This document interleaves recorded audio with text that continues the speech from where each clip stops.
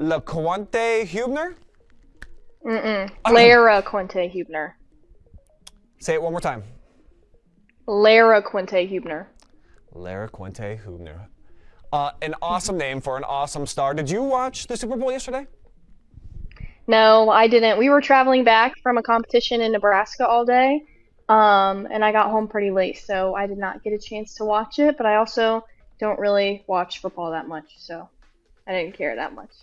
So if you tuned in, you might be more interested in the commercials and the halftime show than the actual gameplay itself.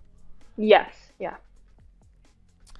Okay, so let's say that you're at a Super Bowl party, even though you're not paying attention to the game, and you're grabbing some of the foods on the side, because that's what it's about, I think, for most Americans, is not actually the game, but what you're able to eat.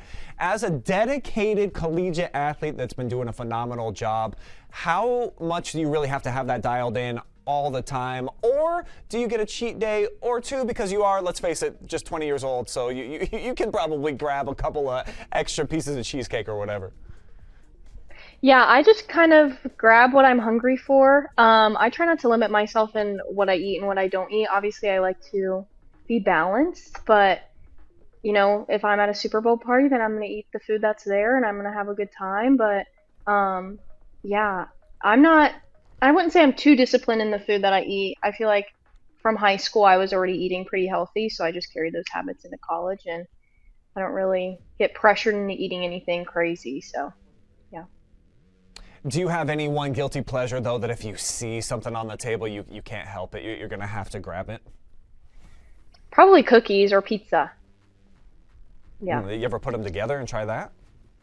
No. Oh my gosh, I don't think that would be too good. Yeah, probably wouldn't.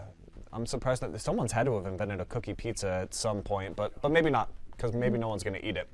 All right, let's talk about your track and field at UC. Super successful freshman season in multiple events, broke some school records. So tell me how you were able to literally hit the ground running, going from high school, and have an instant impact there at the D1 level.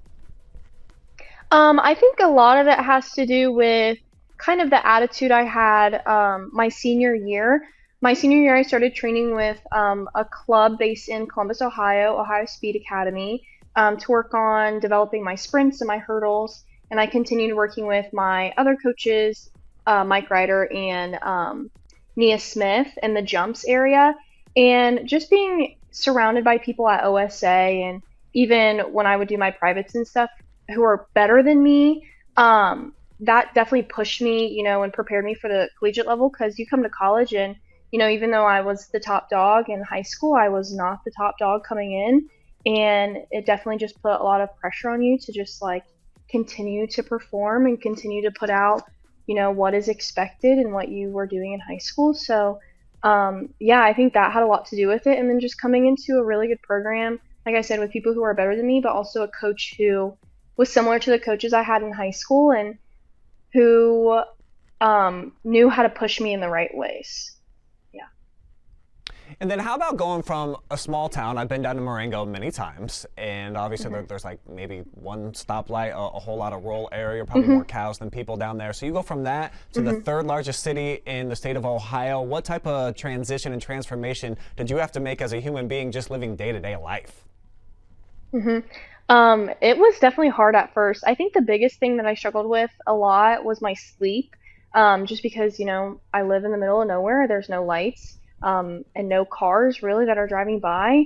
So, I lived in an apartment complex last year where there was construction literally right outside my window, and that was waking me up at 6:30 every single day. So that was definitely hard. But yeah, and then the college life, just all the bustling people and cars, and it was just definitely a culture shock at first. But I got pretty used to it pretty quickly because I kind of was forced to. So I don't know. It was a little crazy. I feel like a lot of people would experience kind of similar things as I did.